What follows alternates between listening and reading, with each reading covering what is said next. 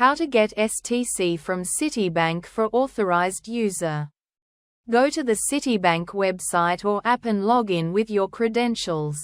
Look for Security or the Authorized User section. Find the authorized user you want to request an STC for.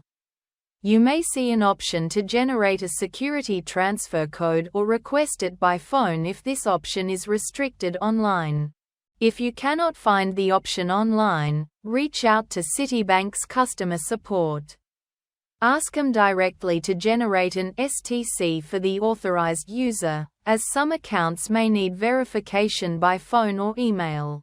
Once requested, you might need to verify your account information. After that, Citibank will send the STC via email or SMS. This process can vary, so it's always best to contact Citibank support if you need additional guidance on the STC request for an authorized user. Thanks for watching.